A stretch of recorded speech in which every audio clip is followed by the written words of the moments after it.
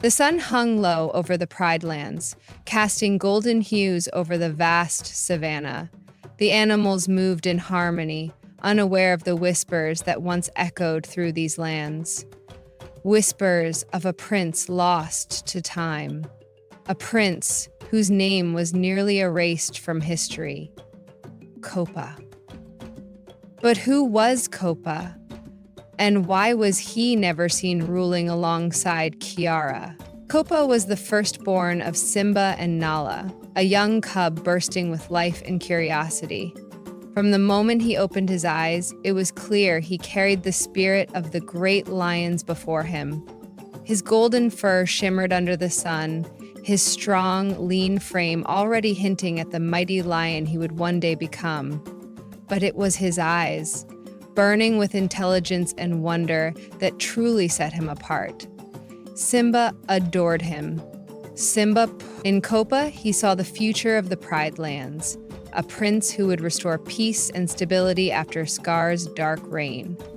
Rafiki had once spoken of destiny, of how the great kings of the past guided those who were chosen, and to Simba there was no doubt. Kopa was destined to rule. Nala, ever the watchful mother, saw herself in him. He had her sharp instincts, her quick thinking, but he also had Simba's wild heart, the same adventurous spirit that had once led his father into trouble.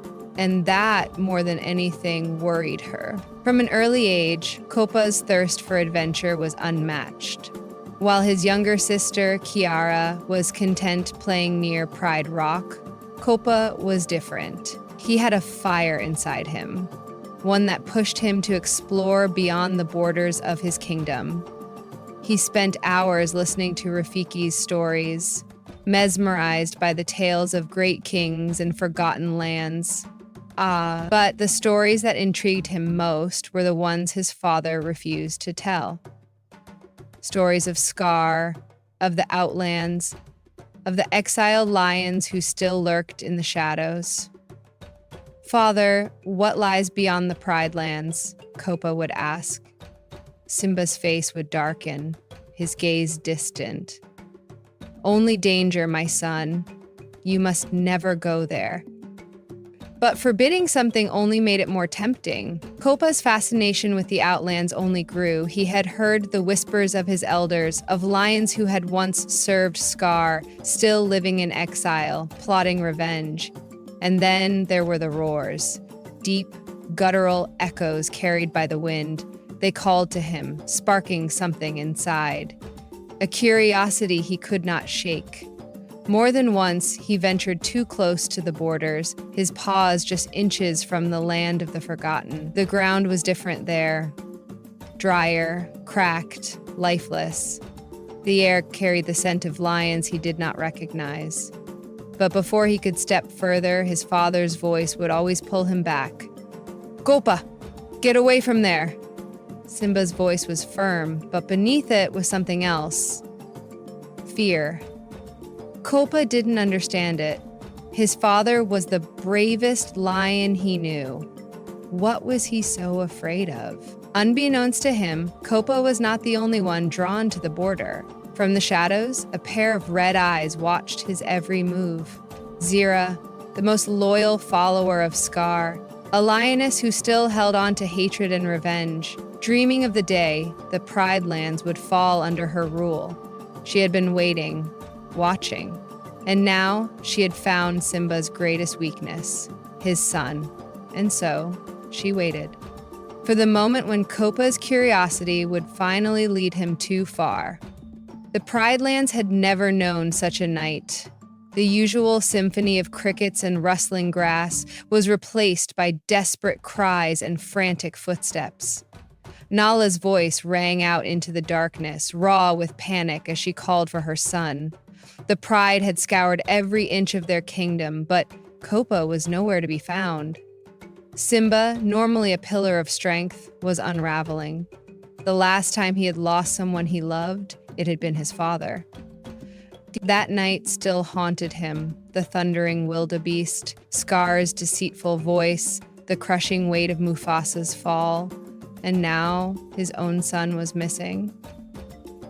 "We'll find him," Nala said, her voice trembling. But deep down, they both knew. The outlands were too close. The truth of what happened that night is still shrouded in mystery, but the whispers tell of a brutal betrayal. Some say Kopa, in his boundless curiosity, had strayed too far, his golden coat standing out like a beacon under the moon. He had ventured past the borders, drawn by the distant roars that had always intrigued him, but he was not alone. From the shadows, Zira watched. She had waited for this moment, her patience stretching for moons. Simba had taken everything from her, the throne, Scar's legacy, her place in the Pride Lands. And now she would take something from him. The night was silent when she struck. Some say Kopa fought back, his small frame moving with the spirit of his ancestors, but he was still just a cub. And Zira was a lioness, driven by years of vengeance. Did she end his life that night, ensuring that he would never become king? Or did she do something far worse? There are those who believe that Kopa survived, that he was taken, not killed. That Zira, in her twisted mind, saw more value in keeping him alive than in spilling his blood. Some whisper that she dragged him deep into the outlands, where he was hidden away from the Pride Lands, growing up under the rule of Scar's exiled followers. Did he remember his home? His family?